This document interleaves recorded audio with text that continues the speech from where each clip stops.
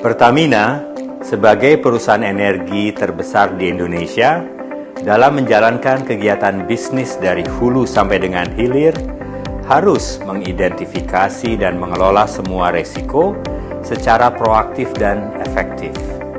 Sebagai contoh, risiko operasional, risiko keuangan, dan risiko lingkungan dapat berdampak signifikan terhadap keberlanjutan kinerja perusahaan.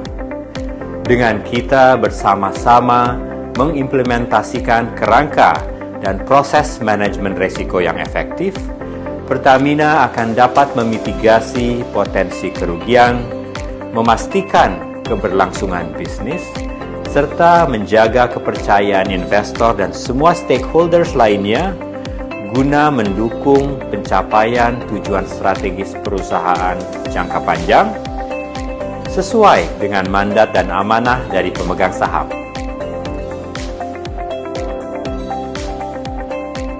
PT Kilang Pertamina International sebagai subholding yang bergerak dalam bisnis refining and petrochemical penting untuk melibatkan manajemen risiko di setiap unit dan kegiatannya. Tantangan global seperti fluktuasi harga energi, perubahan regulasi, dan persaingan pasar menimbulkan potensi yang dapat memberikan dampak negatif bagi kelangsungan perusahaan. Dalam meminimalisir risiko yang mungkin terjadi, perusahaan harus menerapkan strategi GRC, yakni governance atau tata kelola, risk atau risiko, dan compliance atau kepatuhan. Dengan penerapan GRC, perusahaan diharapkan dapat memitigasi dan mengelola risiko yang ada untuk meningkatkan daya saing global yang pada akhirnya mendukung pencapaian visi sebagai perusahaan kilang minyak dan petrokimia kelas dunia.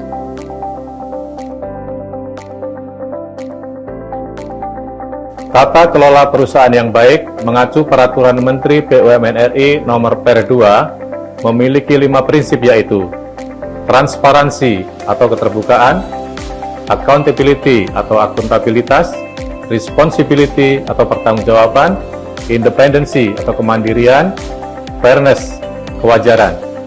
Salah satu penerapan prinsip tata kelola yang baik dilakukan melalui penerapan manajemen risiko. Tujuan dari penerapan tata kelola yang baik adalah 1. Mengoptimalkan nilai BUMN. 2. Mendorong pengelolaan BUMN secara profesional, efektif, dan efisien. 3. Mendorong dalam membuat keputusan dan menjalankan tindakan dilandasi nilai moral yang tinggi dan kepatuhan terhadap peraturan perundangan. 4. Meningkatkan kontribusi BUMN dalam perekonomian nasional. 5. Meningkatkan iklim yang kondusif bagi perkembangan investasi nasional.